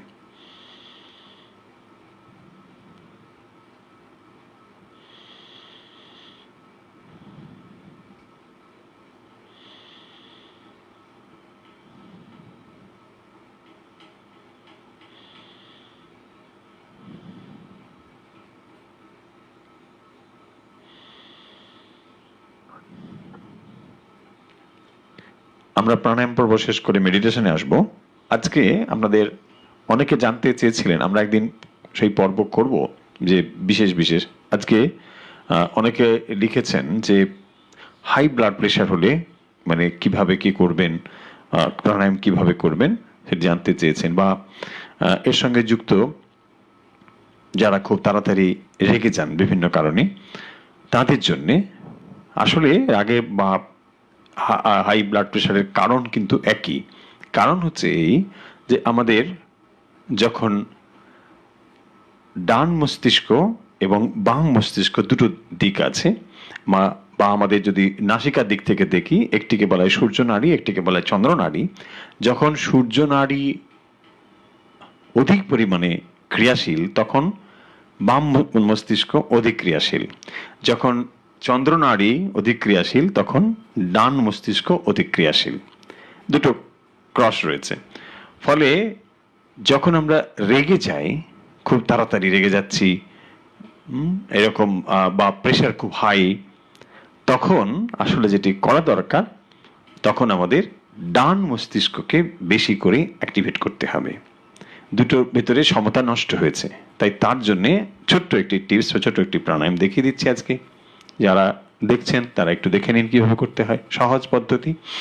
শ্বাস আসলে খুব হালকা করে নিতে হবে, এটি লক্ষ্য করার বিষয়। খুব হালকা মানে একেবারেই হালকা শ্বাস নিতে হবে। এইভাবে শ্বাস নেওয়ার পদ্ধতিতে কিন্তু ফলের পার্থক্য হয়ে যাবে। দেখবেন যাদের হাই ব্লাড প্রেশার তারা শ্বাস নেওয়া সবসময় সশব্দে করে, ধীরে ধীরে করতে পারেন না, তাদের নেচারই এমন হয়ে গিয়েছে। তাই আস্তে আস্তে করতে হবে। কিরকম করবেন দেখুন, শ্বাস নেবেন খুব সাবধানে আস্তে করে, একদম কোনো শব্দ হবে না, আপনি শুধু ঠান্ডা ফিল করবেন যখন শ্বাস নিচ্ছেন। এই শ্বাস নেবার পরে 4 কাউন্ট অবধি শ্বাস রাখবেন, অনলি 4, 1 2 3 4, বেশি একদম না, মানে ভাববেন বেশ বেশি রাখলে ভালো হবে এরকম না। শ্বাস নিয়ে নিলেন বাম নাকে,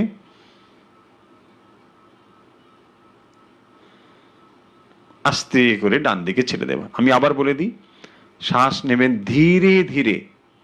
যখন শ্বাস নেবেন নাক দিয়ে একদম আস্তে আস্তে করে শ্বাসটা শুধু ঢুকছে, এটাকে ফিল করতে হবে।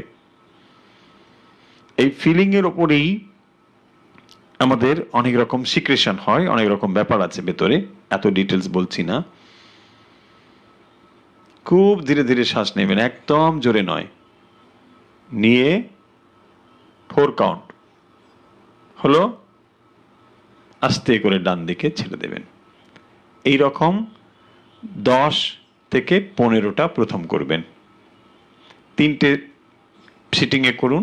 প্রথমে খানিকটা মানে সকালের দিকে, আবার দুপুরের দিকে লাঞ্চের আগে, আবার সন্ধে বা বিকেলের দিকে। মনে থাকবে এই 3টে বিশেষ আপনাদের, মানে এই প্রাণায়াম টিপস বিশেষ। আগের দিনও বলেছি সেগুলো, অর্থাৎ ওই শীতলি যেটা বলেছি এগুলো, এবং ভ্রামরী যেগুলো, এগুলোও থাকলো, তার সঙ্গে এইটি বিশেষ। দেখবেন খুব তাড়াতাড়ি আপনার ব্লাড প্রেশার নেমে যাবে। যারা খুব রেগে যান তাদের জন্য এটা ভীষণ ভীষণ জরুরি। মানে এইভাবে শ্বাস নিয়ে 4 কাউন্ট, কিন্তু সতর্কতা বলছি, জোরে জোরে শ্বাস নেবেন না, একদম খুব আস্তে।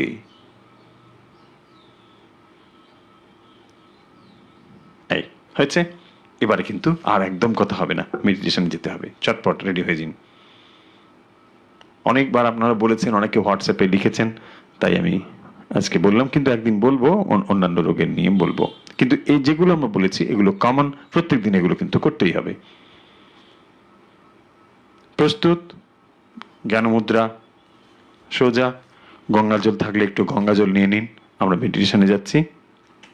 হয়েছে? প্রস্তুত? চটপট চটপট। আলো কমিয়ে দিন, অতিরিক্ত শব্দ থাকলে কমিয়ে দিন। আপনি শান্ত, পরিষ্কার। মেরুদণ্ড সোজা, জ্ঞানমুদ্রা, বসুন।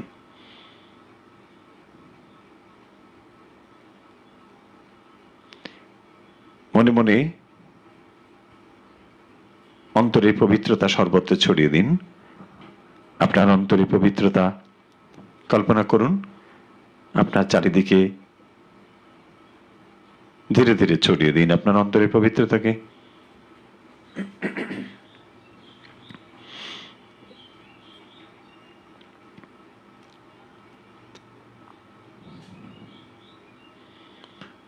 গুরু ইষ্ট আচার্য তাদের কাছে প্রার্থনা করুন আপনার ধ্যান ঠিক ঠিকভাবে হওয়ার জন্যে।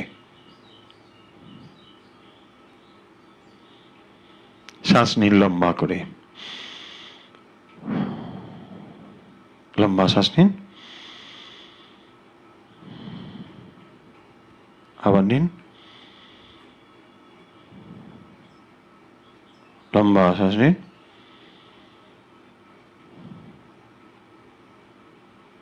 লম্বা, লম্বা শ্বাস নিন,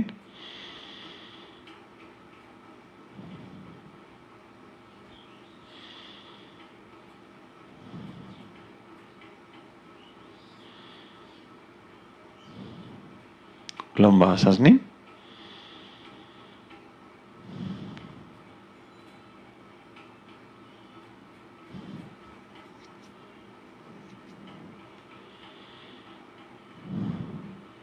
হচ্ছে।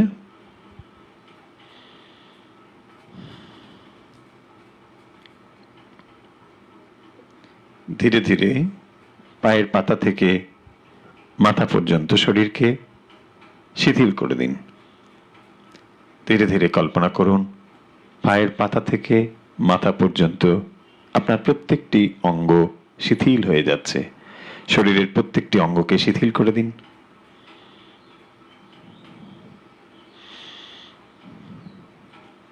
পায়ের বুড়ো আঙ্গুল,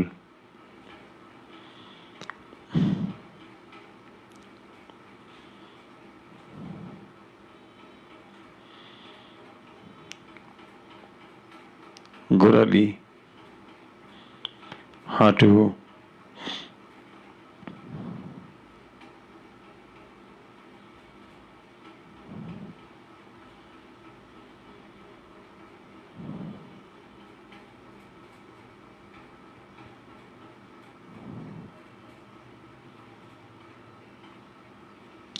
কোমর, পিঠ, পেট, বুক,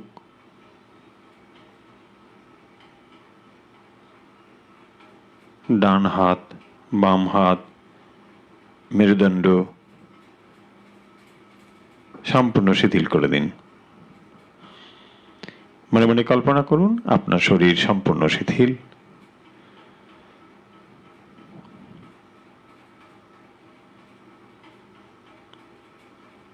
চোখ, মুখমণ্ডল, কপাল, মাথা সম্পূর্ণ শিথিল। আপনার শরীর সম্পূর্ণ শিথিল।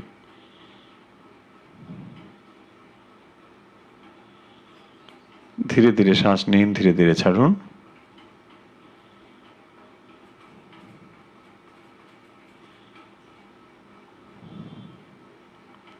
ধীরে ধীরে শ্বাস নিন, ধীরে ধীরে ছাড়ুন। আপনার শরীরকে ভেতর থেকে একবার লক্ষ্য করুন। চোখ বন্ধই আছে, চোখ একবার কেবল বন্ধ করবেন। সম্পূর্ণ ধ্যান হওয়ার পর চোখ খুলবেন, মাঝখানে চোখ খুলবেন না।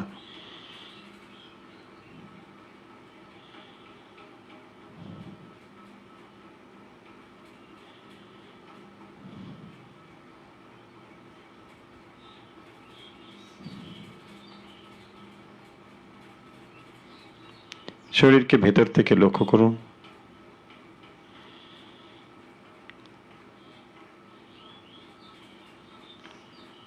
শ্বাস নেওয়া এবং ছাড়ার সঙ্গে বুকের ওঠানামা লক্ষ্য করুন।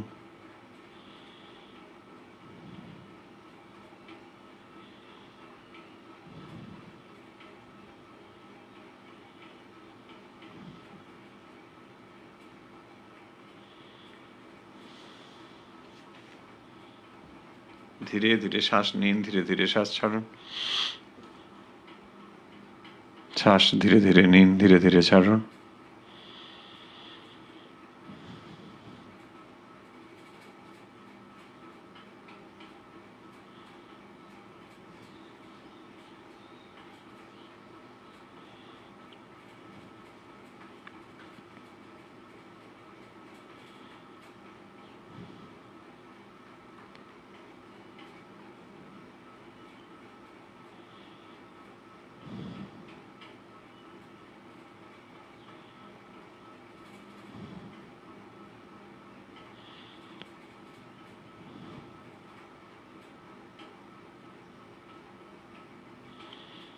লক্ষ্য করুন শ্বাস কিভাবে ভেতরে আসছে এবং বেরোচ্ছে।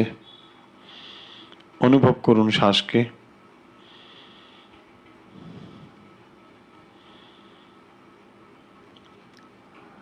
নাকের ভেতরে শ্বাস কিভাবে আসছে এবং বেরোচ্ছে অনুভব করুন। অনুভব করুন যখন শ্বাস নিচ্ছেন একটু ঠান্ডা ঠান্ডা অনুভব হচ্ছে, যখন শ্বাস বেরোচ্ছে একটু গরম গরম অনুভব হচ্ছে। অনুভব করুন।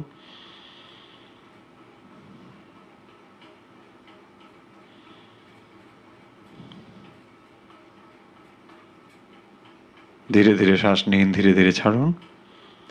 নাকের ভেতরে যখন শ্বাস ঢুকছে এবং বেরোচ্ছে অনুভব করুন। প্রত্যেকটি শ্বাসকে অনুভব করুন। আপনার দৃষ্টিতে কোনো শ্বাস যেন বাদ না যায়।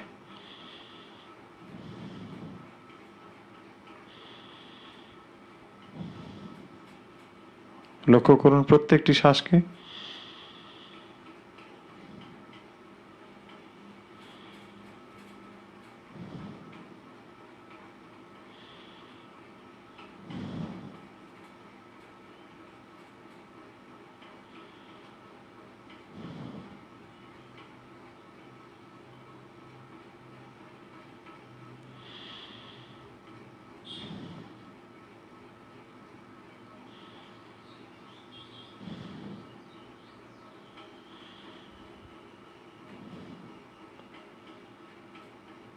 কিভাবে শ্বাস আসছে এবং ছাড়ছে অনুভব করুন। প্রত্যেকটি শ্বাসকে পৃথক করে অনুভব করুন।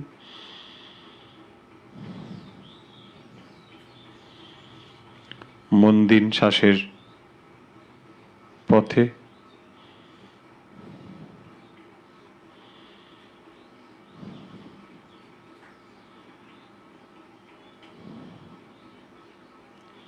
অনুভব করুন শ্বাস স্বয়ংক্রিয়ভাবে হচ্ছে, ধীরে ধীরে আসছে, ধীরে ধীরে বেরোচ্ছে। আপনি শ্বাস নিচ্ছেন না, অনুভব করুন।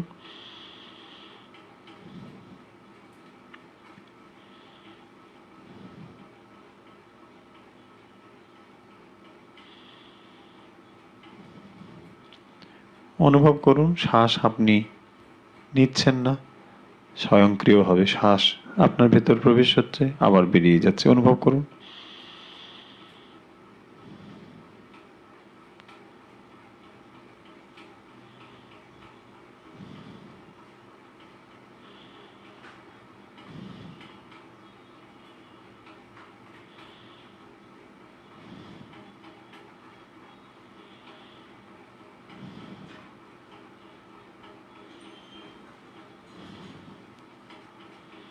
ধীরে ধীরে শ্বাস নিন, ধীরে ধীরে ছাড়ুন।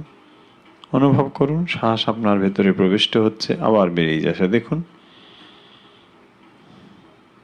অনুভব করুন আপনার চেষ্টা ছাড়াই শ্বাস ভেতরে আসছে এবং বেরোচ্ছে। অনুভব করুন।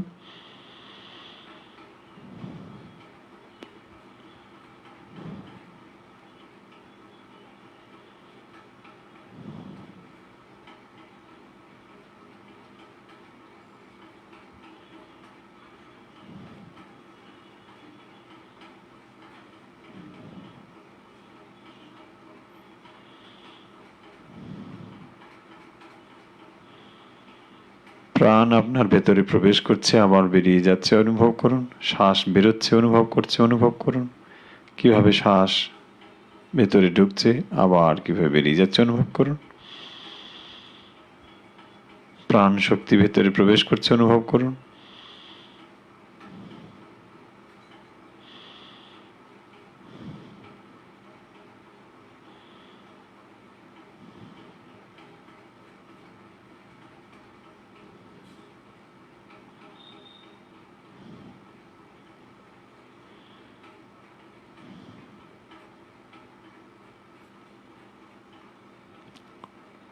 বিশ্ব প্রাণের সঙ্গে আপনি নিজেকে এক অনুভব করুন। যে প্রাণ শক্তি নিজের ভেতরে প্রবেশ করছে শ্বাসের দ্বারা, সেই প্রাণ সর্বত্র রয়েছে, অনুভব করুন।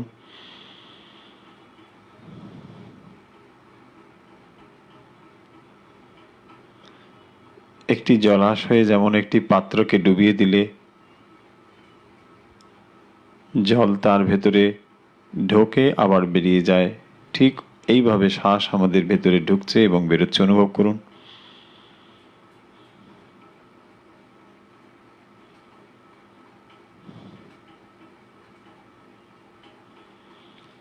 সর্বব্যাপী এই প্রাণ, তার ভেতরেই আমরা রয়েছি।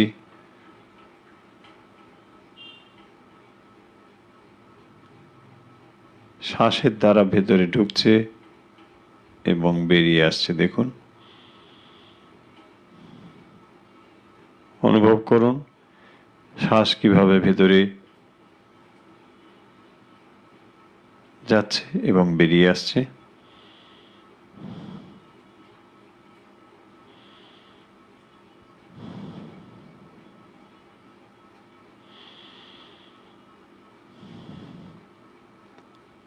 সর্বব্যাপী শ্বাস, সর্বব্যাপী প্রাণ কিভাবে শরীরে প্রবেশ করছে এবং বেরোচ্ছে, অনুভব করুন।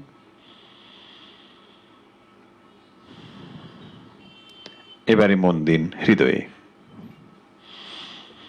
অনুভব করুন হৃদয়ে একটি পদ্ম।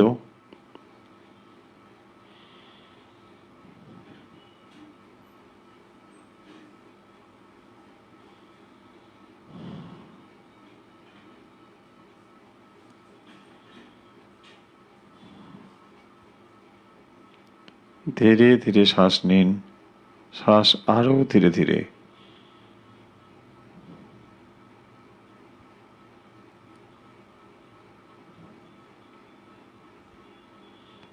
অনুভব করুন শ্বাসের গতি অনেক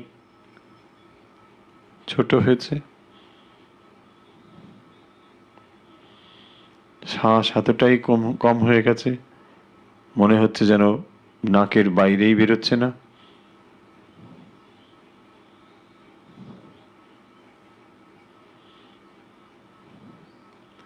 মন হৃদয়ে দিন।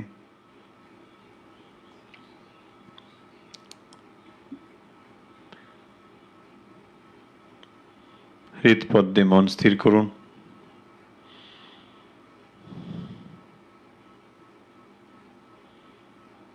হৃদপদ্মে ইষ্টমূর্তির অনুভব করুন,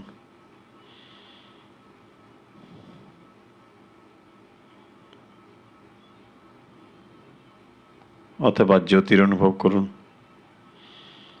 অথবা ওঙ্কার অনুভব করুন।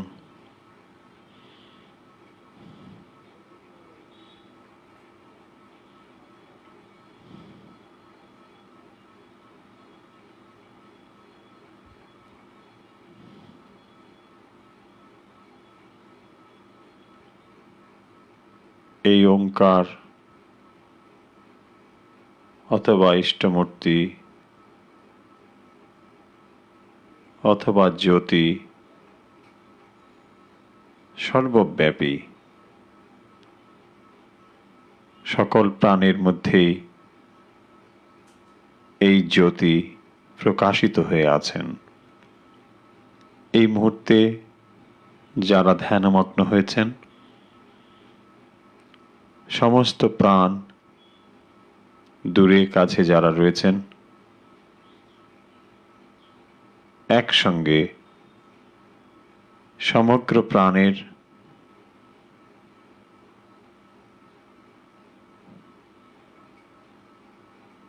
মঙ্গল প্রার্থনায়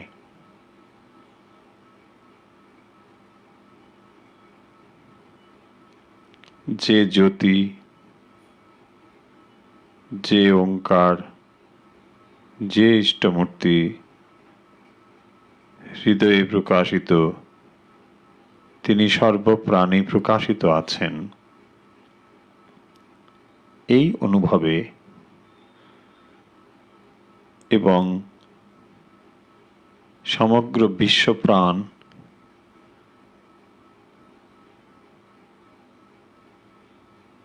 সকলের মঙ্গল প্রার্থনা করে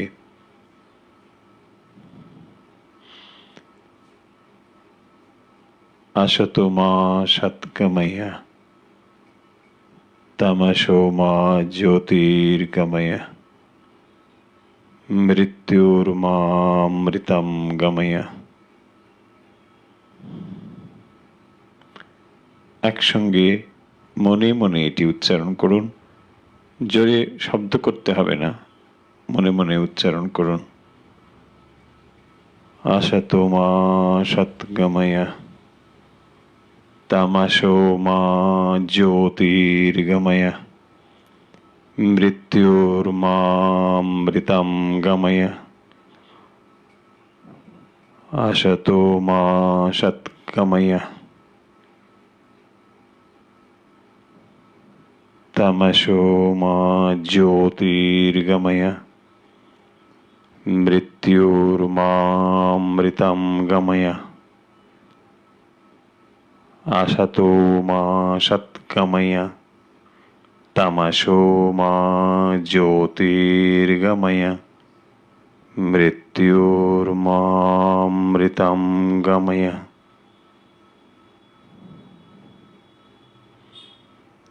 আমাকে অসৎ থেকে সত্যে নিয়ে যাও,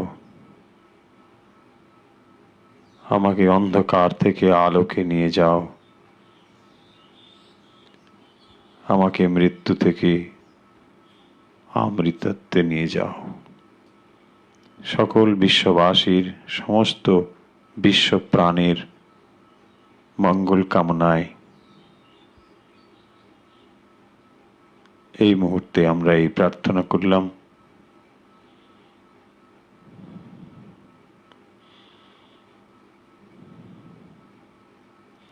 মন নিয়ে আসুন হৃদয়ে,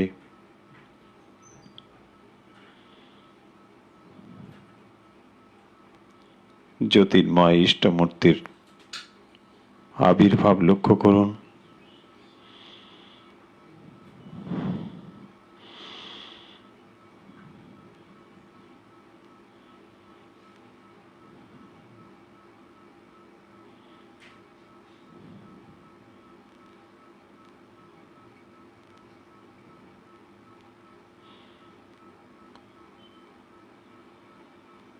হৃদয়ে দিব্য জ্যোতি, জ্যোতির্ময় ইষ্টমূর্তি অনুভব করে নিজের সমগ্র প্রার্থনা সমর্পণ করে দিন।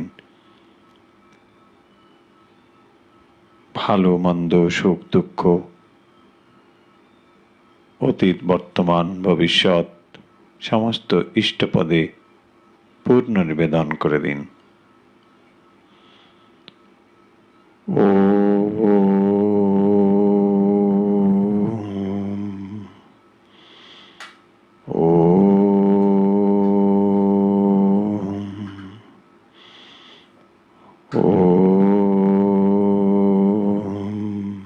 হরি ওম তৎসৎ। আমরা এখন ধীরে ধীরে চোখের পাতা মেলুন, হাত নাড়ুন, পা নাড়ুন। আজকের ধ্যান পর্ব এখানে শেষ করছি। আমরা অভ্যাস এবং অনুধ্যান পর্ব শেষ করব। আজকে যে প্রশ্নোত্তর ছিল, প্রশ্ন এবং তার উত্তর এবং উত্তরদাতাদের নাম তাড়াতাড়ি ঘোষণা করব এবং আজকে প্রশ্ন দিয়ে আমরা শেষ করব, যেমন অন্যদিনও করে থাকি। 13 তারিখের লীলা প্রসঙ্গের ক্লাসের প্রশ্ন ছিল যে ঠাকুরের দ্বিতীয় ভাব সমাধি কখন হয়েছিল? এটি ছিল প্রশ্ন। ঠাকুর শ্রীরামকৃষ্ণের ভাব সমাধি, দ্বিতীয় ভাব সমাধি কখন হয়েছিল? এর সঠিক উত্তর হচ্ছে আনুর বিশালাক্ষী মন্দিরে যাওয়ার সময়। অনেকেই সঠিক উত্তর দিয়েছেন। যারা যারা সঠিক উত্তর দিয়েছেন এবং তাদের নাম দ্রুত আমাদের কাছে এসে পৌঁছেছে, তাদের কতগুলো নাম আমরা এখানে পড়ছি। যারা সঠিক উত্তর দিয়েছেন এবং তাড়াতাড়ি পাঠিয়েছেন তারা হলেন প্রভাত দালাল জার্মানি, শুভ্রা চক্রবর্তী মৌলালি, শিশির বিন্দু দে তেঘরিয়া, স্বস্তিকা রায় হাওড়া, সুশান্ত ঘোষ টাকি, শান্তিগোপাল চন্দ বাঁকুড়া, সুমিতা ভট্টাচার্য আসাম, সলিল চ্যাটার্জি বাঁকুড়া, বিশ্বনাথ গুহঠাকুরতা গোপালপুর হাউজিং, মিঠু চক্রবর্তী দমদম।